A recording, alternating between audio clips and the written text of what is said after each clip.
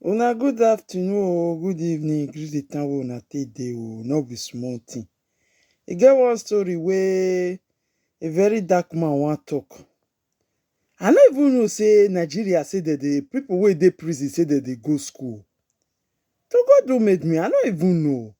I think say for Nigeria say they no dey go school for prison because for here now, for abroad they dey go school for inside. You fit learn anything wey you wan learn.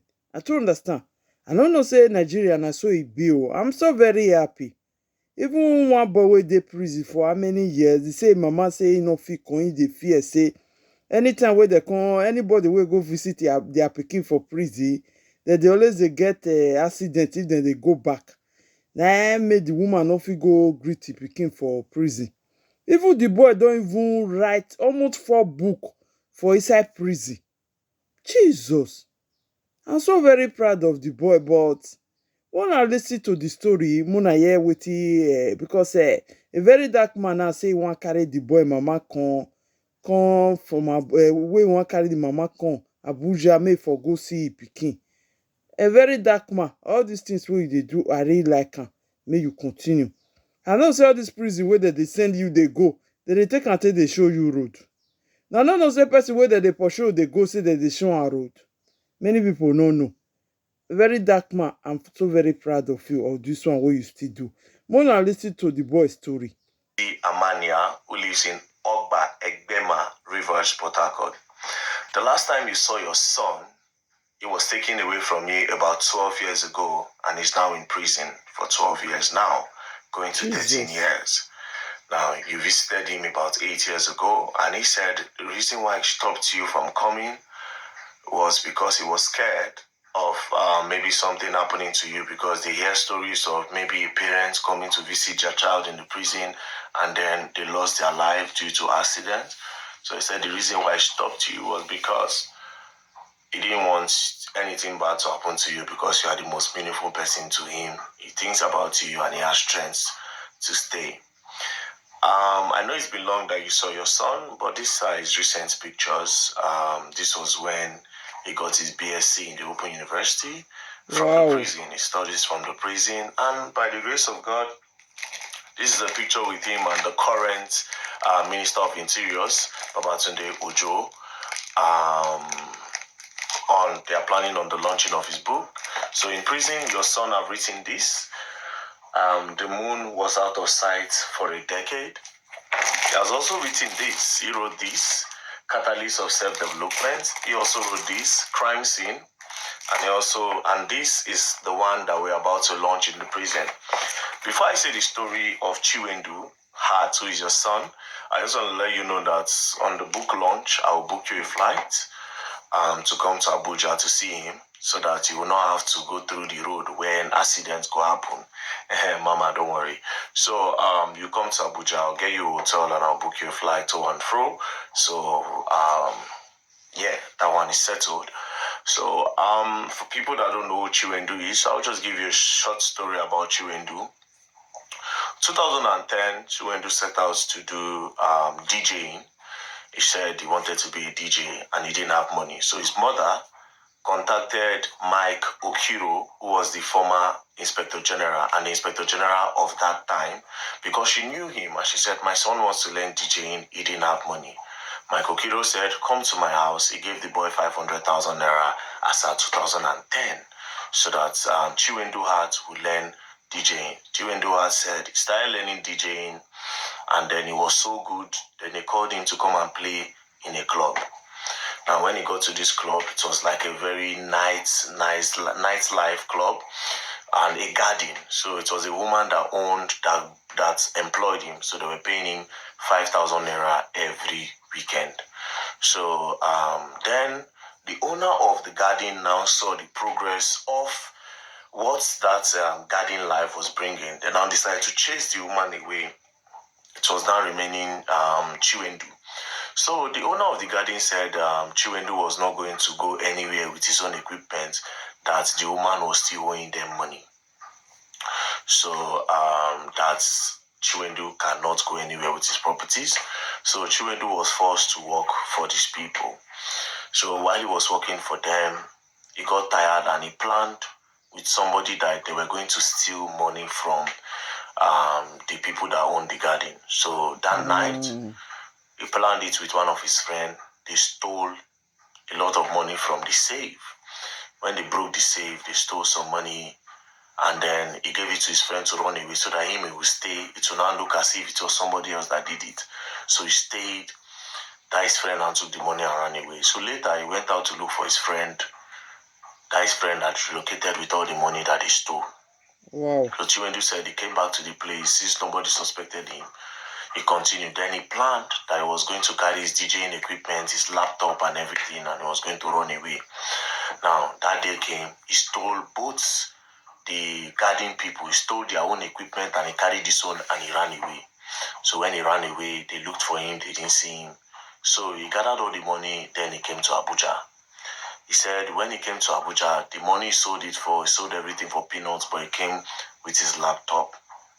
So when he came with his laptop, he started going around telling people that I'm a DJ, I need job, but there was no job. So one day, 2010, he went to 2011, it was the next year, he went to Хотите получить 200 евро? You know Pepsi Mall around Musi Market Zone 5. Close to Pepsi Mall, there was a car wash. So he stayed there and he said there was a DJ inside Pepsi Mall then that was waiting for him.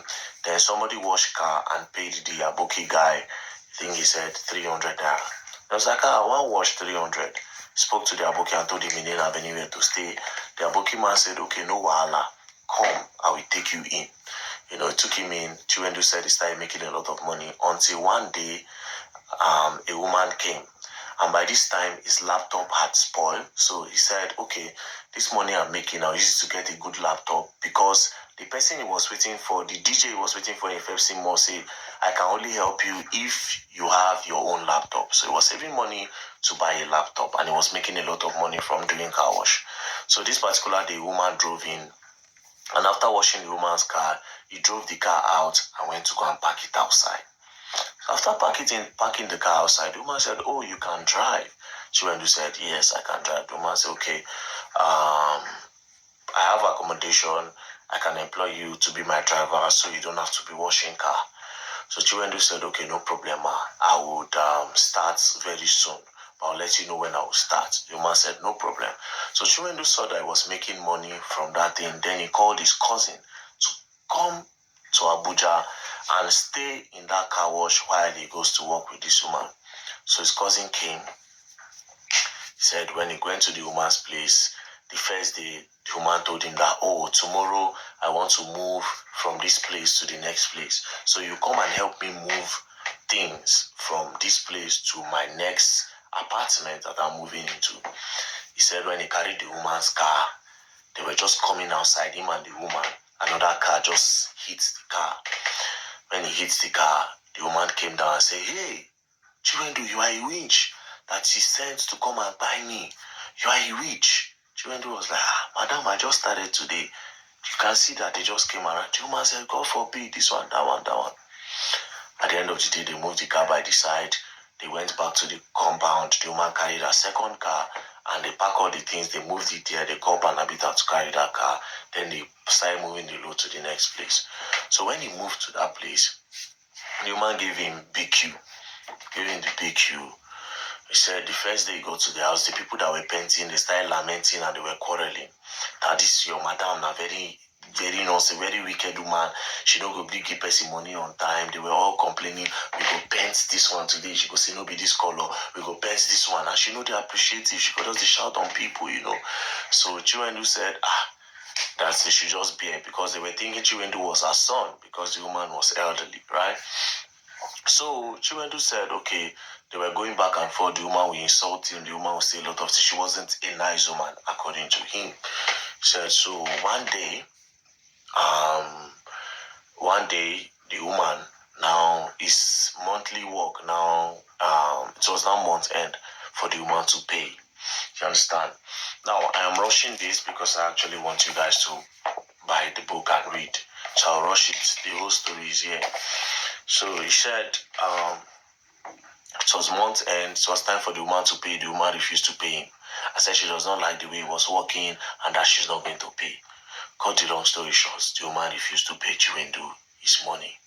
Chiwendu now planned that him and his cousin, they were going to hold the woman down and collect money from her and they will run away. So him and his cousin, they held the woman by the hand. They tied her up, you understand? So when they tied the woman up, the woman was struggling with them, but the woman was elderly and she senior them.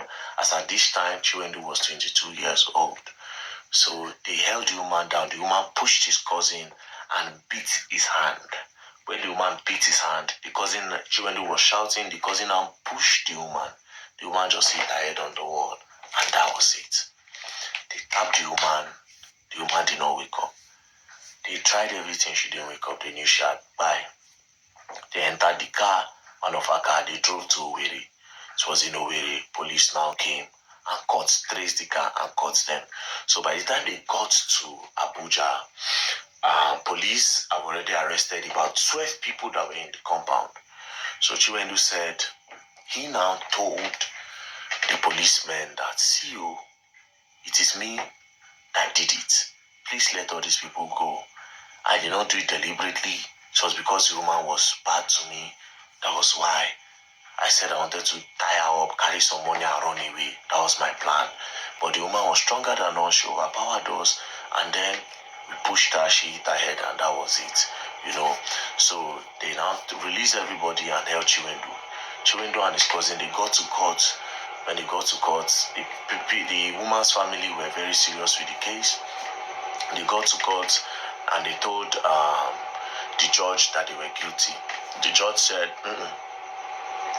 we will review the case, let it not be like somebody else is forcing you people to say this, to take the fall. Now, this case have been adjourning, going on, and now this is the 13th year Chiwendu is still there. Now, for the progress Chiwendu have made for himself, I'm really proud of him. He's now a graduate in the prison. He went to school, which is how he was able to write these 4 books. Wow. You understand? And while in prison, something happened. If you remember the time that Kuje prison was broken, when they say prisoners escape, Boko Haram were the ones that actually did it. So Chiwendu gave me the whole story, and other prisoners that were with us the day he gave me the story.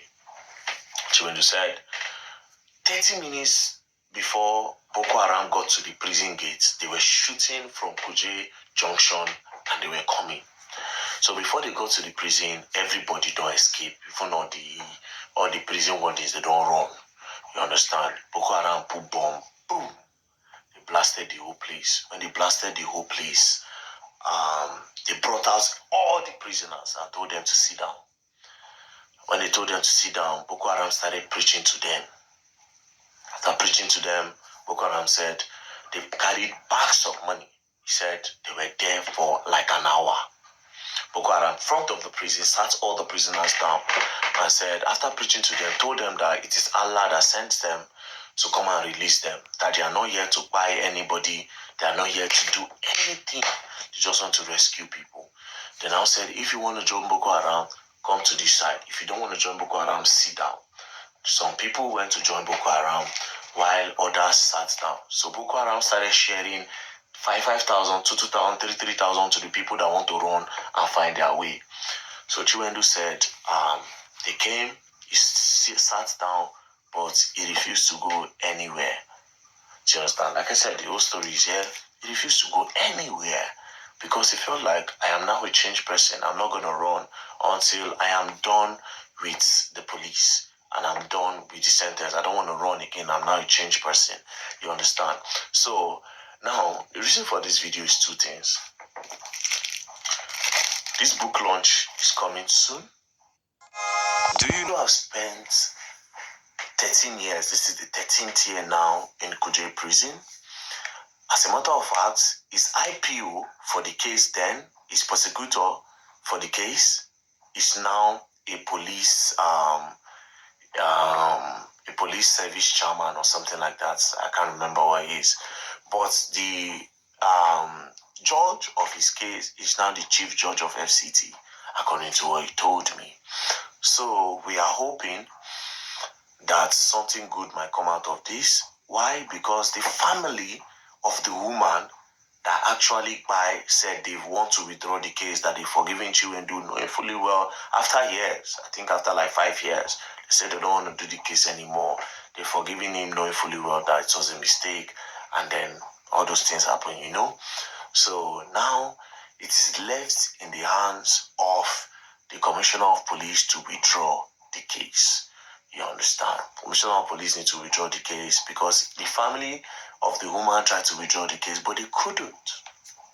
They couldn't because the case have now moved from the family hand to the hands of the government. So it's only the Commissioner of Police that can withdraw the case. So that is the short story of Chiwendu. But please, I think this is available on the Play Store. The moon was out of sight for a decade. Chiwendu is still in prison. I will try my best to go and see the Commissioner of Police of FCT, which is Commissioner of Police Igwe. So in respect of this, and I pray and I hope something will be done and the case will be reviewed. Amen. Because 12 years long, it's just to beg them, not to beg. Say, May I God beg. forgive Please, her. you God guys should already release this forgive her. case again. I beg. So God that's the may story not of forgive her. Chiwendu. Mr. Bye. Love.